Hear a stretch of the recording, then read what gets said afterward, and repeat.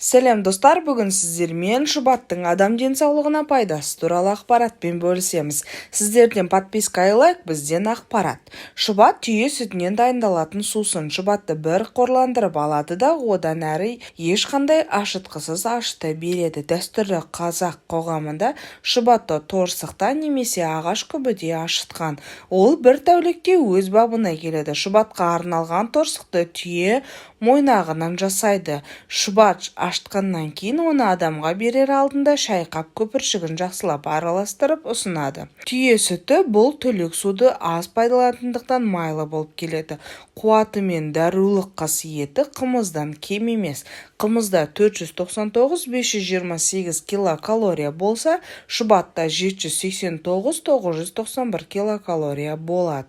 Шұбат құрамында май, әртүрлі витаминдер мен тұздар көп болады. Шұбатты Маңғыстау облысында Тұщыбек бұлағындағы емдеу орнында өкпе ауруларын емдеуге пайдаланған. Түйе сүтінің химиялық құрамы 86% судан, 14,5% құрғақ заттан тұрады. Оның ішінде сүттің майлылығы 5, белок 3,6, казеин 2,8, албумин 0,6, глобулин 0,2 минералды заттар. Аруаналардың сүтіне майлылық 4,9%-дан 6%-ға дейін жетеді, ал белок 3,9%-дан кем емес. Сүттің белогі мен майлылығына тепе-теңдігі шұбаттың құнарын арттырады. Амин қышқылының құрамында да жеткілікті. Түйе сүтінен ұдайы пайдаланылғанда ішкі мөлшерлердің қызметін реттеп адам семіртеді.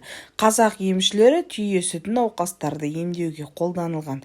Жасы ұлғайған қарттарға, ауру салдарынан дене қуаты төмендеген науқастарға бір мезгіл шұбат ішкізеді.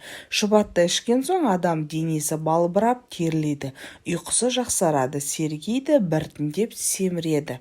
Шұбатқа қоса бағлан етімен сорпалануда жақсы әсер етеді. Түйе сүтінің химиялық құрамы 86-да 5% судан, 14,5% құрғақ заттан тұрады. Оның ішінде сүттің майлылығы 5, белок 3,6, казеин 2,8, албумин 0,6%, глобулин 0,2%, минералды заттар 0,9%.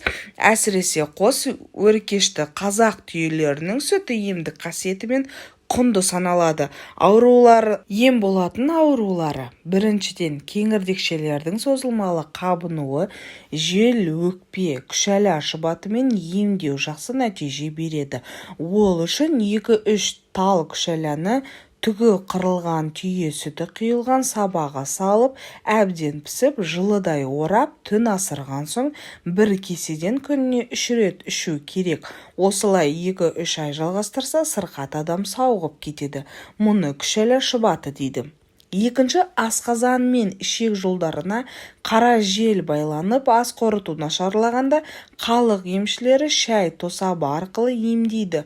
Ол үшін іші тазаланып жуылған сырлы шәйнекке су құйып, тас шай, қалампыр, қара бұрыш, тұз салып, тезек отына шымырлатып қайнатып, шәугімдегі дәрі-дәрмектердің нілі шыққан кезде 2 кеседе түйенің шикі сүтін қосып, қайта қайнатады.